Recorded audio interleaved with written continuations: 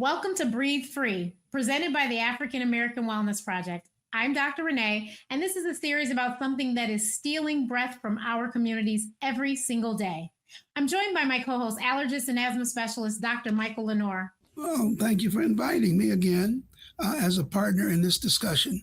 What we're trying to do is to give you a course in how asthma impacts the Black community in 2026. It's a series of discussions about asthma. And at the end of these discussions, we want you, those of you with asthma, with children with asthma, with friends with asthma, to be more knowledgeable than the doctors that you see.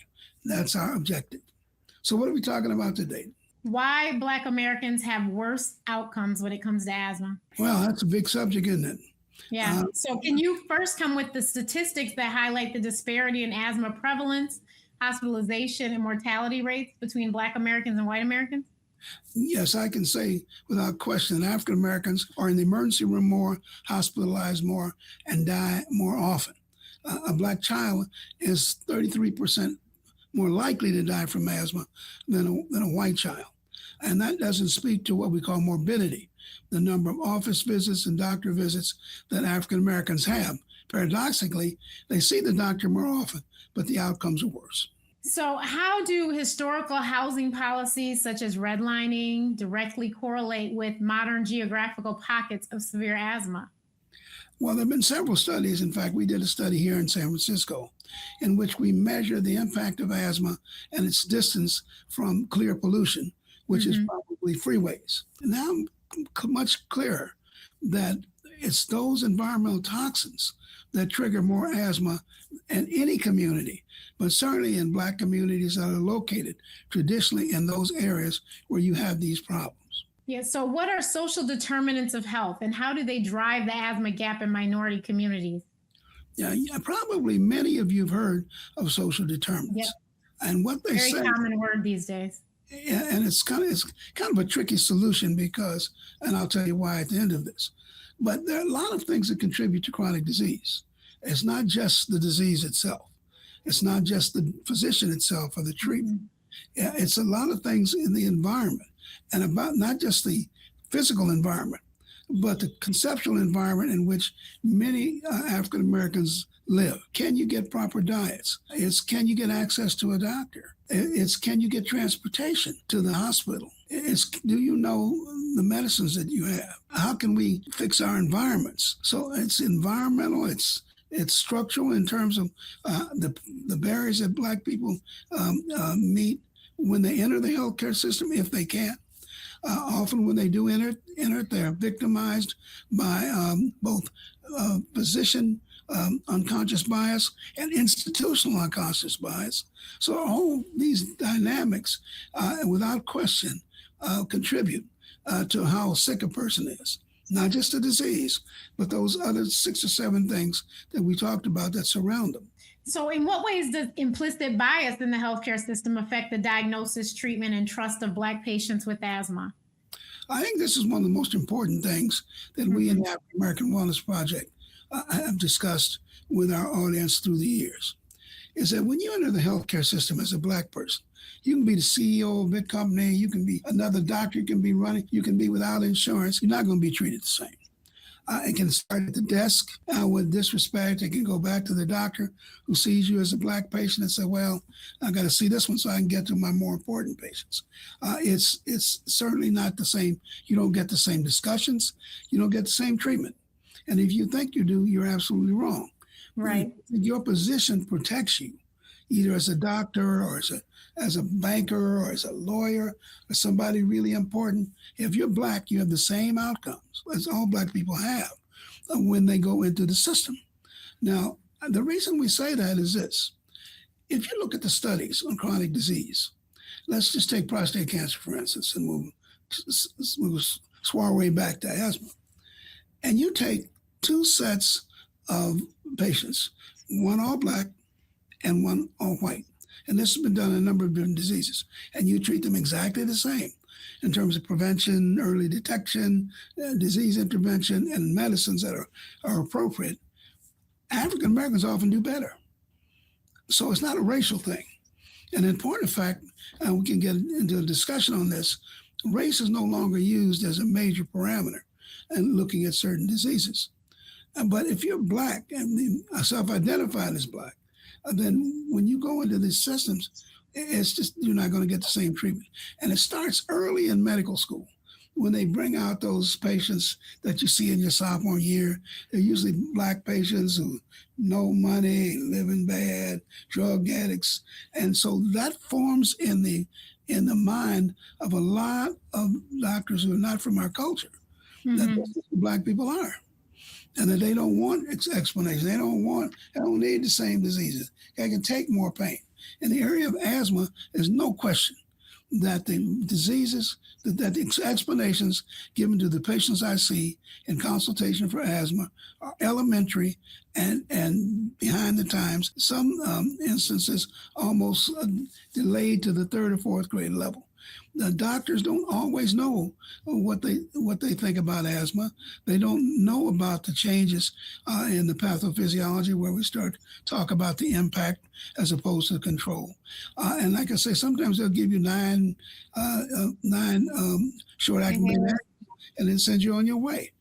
Because you're black, you don't really need to have the latest this or that in any of the chronic diseases, and that's often true about asthma. That's why you have to listen to this series, because we want you to know at the end of the series more than that doctor knows. So when you go in there, just a conversation you have with him will change the mind of a physician who has certain preconceived notions about black people. So, how does unequal access to primary care physicians and asthma specialists force the reliance on emergency room visits for asthma exacerbations, also urgent cares as well?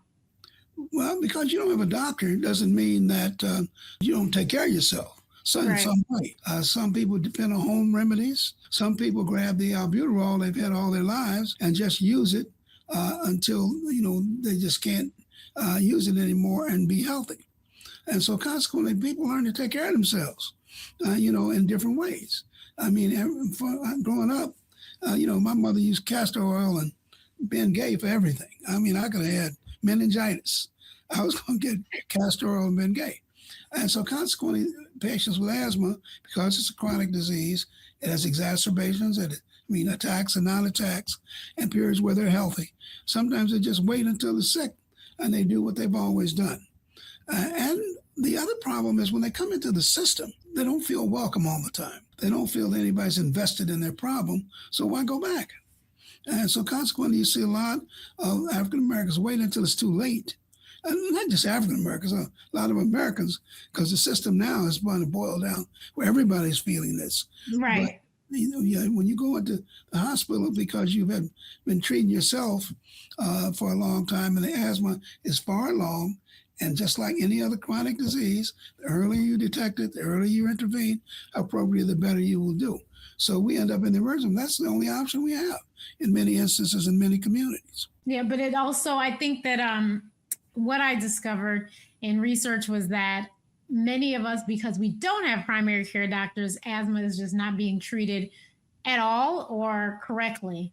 So, if you go to the ER and they just write you a prescription for albuterol, it's not treating the actual problem. That's a temporary fix. So it's why it's beneficial, and that's why it's unequal. It's beneficial that you have somebody you go to regularly. So then they know your history and you're not repeating it every time, because when you repeat it every time, you may not remember everything every single time. So I think that's why it's important. And we'll talk about this in detail. There are a number of tests that you can take at home. I mean, there's the ACT test, which looks at control, the ARQ test, which looks at impact. And you can get a bunch of those tests, copy them if you have to, and every week check the test. But remember, if the control test may be okay, but the impact test may not.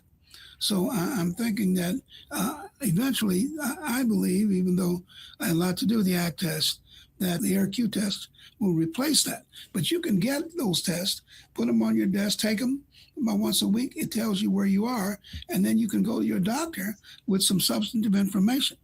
And that's what I think can help change the dynamic. What role do financial barriers, such as high costs of maintenance inhalers and insurance coverage gaps, play in driving worse outcomes? Oh, it's all the rage now. I Right. mean, these prices have gone up so dramatically. And don't believe your doctor knows how much you're spending on medicine. He doesn't. He just prescribes things, and we don't often know how much these drugs cost. And so, consequently, I think that not being able to afford the doctor, having to decide between the paying the copay and getting food for the family, because you can't get much food with the money that's left with the copay. Right. You got more in copay money to go to the grocery store now. But because you don't have insurance, or you have to pay, you avoid the doctor visits. And if you're going to avoid the doctor visits, I think that's not a good idea, as long as they're spread out appropriately. But I think having some of these tests we just talked about, and we'll talk about in the future, have a big place in that particular aspect of asthma management. It's unfortunate, but it's like you said, it's not even just a Black problem anymore. This is across the country No, that yeah, no, everyone's having issues with insurance nowadays. How do community based health initiatives and trusted local advocates help bridge the gap in asthma education and care? well, That's us. yeah, I think here again, community initiatives require resources, and those resources have dwindled dramatically. Mhm. If you put together a community initiative and you wait for a community initiative to help you with your asthma, I think it's important that they exist. But what I'm telling you and what we're telling you throughout this series is that you need to know more about it than anybody else. And if there's a community initiative and you think can do something about the social determinants, or increase the number of physicians in your community, or increase your access to specialists, I'm all for it. But at the same time, I believe that that health begins at home. I don't believe the healthcare system can take care of you from the top down. You have to take care of yourself from the bottom up. And so consequently, I do like initiatives. I think they've been very important in identifying some of the problems, but not in the detail we're talking about here. I think that if you have asthma, your family has asthma, you friends with asthma, and you need to know more about it than anybody else. And that's what we're going to try to accomplish with our Breathe Easy series. What environmental justice factors disproportionately impact Black Americans' lung health? So we talked about the proximity to the highways, but there's other things. Unfortunately, the dander from roaches. Then, of course, we have these old buildings with asbestos. I mean, there's a lot of things. No, you're right. You're right. I mean, Yeah. you could expand on that. I think that we think about the freeways, obviously, but there's something called environmental justice, where African Americans tend to live close to the dumps and to places where people are living in substandard conditions. And so consequently, we've demonstrated these environmental toxins have as much to do with asthma and maybe more than some of the other things that we talk about. Talk about grasses and trees and house dust and dog and cat. But these environmental triggers, I think they may be much more substantive and important in triggering asthma. So if you're living near a highway or if you're living near a dump, obviously sometimes we have no choice. But just remember that these are very potent stimulus of asthma, and you should probably do something about making certain that you have the necessary control of your asthma, the necessary understanding of its impact, a doctor that knows what to do and knows more about what to do, because you're looking at this series and we're giving you the information that he may not have. Why is it clinically inaccurate to attribute the asthma gap purely to genetic differences across racial groups? Well, race is pretty tricky in terms of disease.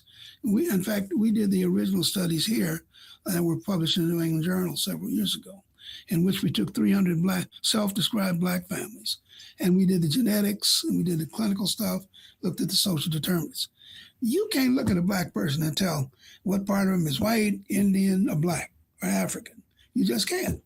I mean, some of the people that you thought may have been African had a tremendous percentage of Caucasian blood. In fact, my grandfather was a Chickahominy Indian, and my grandmother was Black. And on my father's side, his mother was Cherokee from the Sand Creek March, and her husband was Black. When I got my DNA, it's mostly detectable, it's mostly from Finland. because you can't trace Indian DNA. It's just not possible. When I get stuff on Ancestry, it's from Finns. They want me to come home to Helsinki, so you really can't tell. And so if you throw a drug into someone and they don't respond or do respond, you can't really tell what race is the part of the genetics that's responding. It seems that in most instances, blacks and whites have very similar responses to treatment. And if you take, as I said in another previous study, that if you take blacks with a certain disease and whites certain disease, and they're treated the same way all the way through, then you're more likely than not to have blacks do better in many instances. So race is, in many universities and many serious studies, is no longer a parameter. It's a social construct. So, what systemic policy changes are needed to achieve true equity in asthma care and outcomes? I think that, I'm a pessimist about that. I don't think everything I've seen, from civil rights to health, vaccination advice, suggests that you have to understand it yourself. And if you don't understand it for yourself and your family and your community, nobody else is going to help you do that. I mean, some of the stuff that's coming out of Washington now is just ridiculous. And you even know it's ridiculous. But I have seen, even in the state of California, for instance, where you have to be vaccinated. Parents are trying to wait to 9 months or 12 months because they believe somehow there's going to be some relief from the edict that we have here in California. And so consequently, my feeling is, look, don't wait for that. And you educate yourself and educate your family. And in future discussions on our Asthma Breathe Easier series, then you're going to find more and more information. And at the end of this thing, I keep saying it, I want you to know more than your doctor.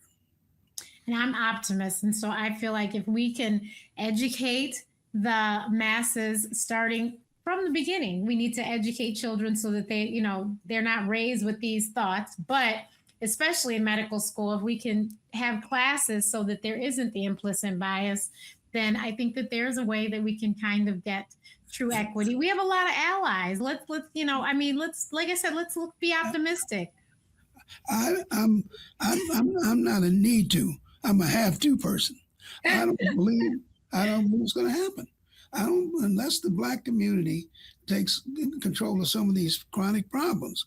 Mm-hmm. And that's going to be a while that the individual must know about his condition and how to manage it. And asthma is one of those things where you can know. Now, if I have a neuroglioblastoma or some other major medical issue, some kind of complicated metabolic problem, Alzheimer's or one of those, that's a little different. But here's a situation where you can know as much about this disease. And the more you know about it, the better you will be able to understand the importance of the things that you're doing or not doing that's contributing to the problem. In the last 3 years, I think I've had maybe 3 patients admitted to the hospital, and I probably have the largest population of underserved asthmatics in this area because we have certain things that we try to empower them. And sometimes they bring me articles that they've seen. So I'm hopeful that what you say may become true. But I am a have to person, not a might do or might have or might happen. So I want the Black individuals to take advantage of the information we have and use it to their best advantage. Definitely. Thank you, Dr. Lenore. I think this was a really great discussion. And please stay tuned. Our next episode, we're diagnosing asthma correctly using AirQ, spirometry, and pheno.